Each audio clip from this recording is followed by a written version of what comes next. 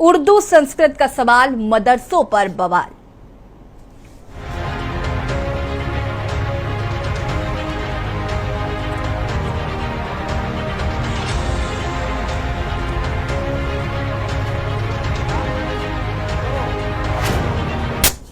उर्दू संस्कृत का सवाल, मदरसों पर बवाल। उत्तराखंड में लोकसभा चुनाव से पहले राज्य में संस्कृत पढ़ाने के मुद्दे पर सियासत शुरू हो गई।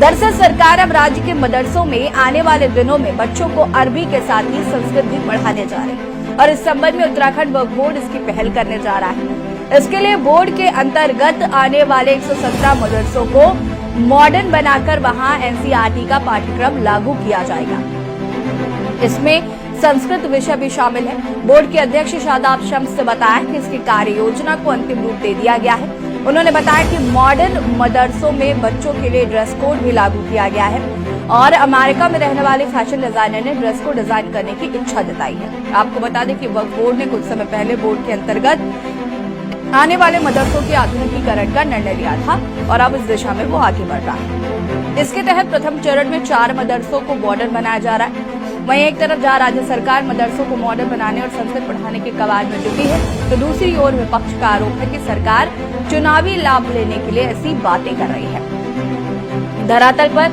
ऐसा कुछ होने वाला नहीं है। उत्तराखंड में संचालित मदरसों में आने वाले दिनों में बच्चे अरबी के साथ ही संस्कृत भी पढ़ेंगे। उत्तराखंड वक्फ बोर्ड इसकी पहल करने जा रहा है। इसके लिए बोर्ड के अंतर्गत आने वाले 117 मदरसों को मॉडर्न बनाकर वहां एनसीईआरटी का पाठ्यक्रम लागू किया जाएगा। इसमें संस्कृत विषय भी शामिल है। बोर्ड के अध्यक्ष शादाब शम्स ने बताया कि इसकी कार्य योजना को अंतिम रूप दे दिया गया है। उन्होंने बताया कि मॉडर्न मदरसों में बच्चों के लिए ड्रेस कोड भी लागू होगा।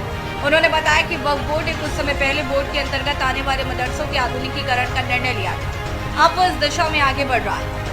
117 मदरसे वक्फ बोर्ड के हैं, उसमें हम एनसीईआरटी का सिलेबस लागू करने जा रहे हैं। तो बायो और अरबी पढ़ेंगे तो वो संस्कृत भी पढ़ेंगे, सब कुछ पढ़ेंगे ना। पढ़ेगा भारत तो बढ़ेगा भारत। मेरे युवा मुख्यमंत्री ने कहा है अपने बच्चों को पढ़ाने के लिए आपको जो मदद चाहिए सरकार उसे करने के लिए तैयार है। अब मदरसे के बच्चे क्या इंग्लिश मीडियम स्कूल में नहीं पढ़ेंगे? वो भी तो पढ़ सकते हैं, वो भी तो सीबीएसई बोर्ड का ये एनसीईआरटी सिलेबस है, वो भी तो पढ़ें। अब मेरे बच्चे यहाँ से इन मॉडर्न मदरसों से हाफिज कुरान के साथ साथ डॉक्टर, इंजीनियर, फिलोसोफर बन के निकलेंगे। अब वो भी एपीजे अब्दुल कलाम साहब के रास्ते पर चलेंगे और देश को नाम रोशन करने का काम करेंगे। मेरे मॉडर्न मदरसों के बच्चे भी आगे बढ़ेंगे और देश को मजबूत करने का काम करेंगे। कुछ लोगों के पेट में दर्द होगा, उसकी चिंता हम नहीं करते। लोग हमारा विरोध करते रहें, हम बच्चों की पढ़ाई के लिए ईमानदारी से काम करते रहेंगे। आपको बता दें कि मॉडर्न मदरसों में छात्र व छात्राओं दोनों के लिए सेक्शन शुरू किए जाएंगे। दिन में मदरसे सामान्य स्कूलों की तरह चलेंगे। बच्चे न केवल संस्कृत बल्कि अंग्रेजी, विज्ञान समेत अन्य विषय भी पढ़ेंगे। शाम को इनमें अरबी की पढ़ाई होगी। इसी तरह धीरे धीरे बोर्ड के अधीन अन्य मदरसों को भी मॉडर्न बनाया जाएगा। इस पहल के पीछे मंशा यही है कि मुस्लिम समुदाय के बच्चे भी डॉक्टर, इंजीनियर आदि बन सके। हालांकि राज्य में इस मुद्दे पर सियासत गर्मा गई है। कांग्रेस का आरोप है कि सरकार चुनाव के समय ऐसे मुद्दे लाकर जनता का ध्यान भटकाना चाहती है। सरकार चुनावी लाभ लेने से ऐसी बातें कह रही है। धरातल पर ऐसा कुछ नहीं होने वाला है। उत्तराखंड में ये लागू करने जा रही है तो हम इनकी नियत को देखना चाहते हैं कि इनकी नियत किस तरह से साफ है।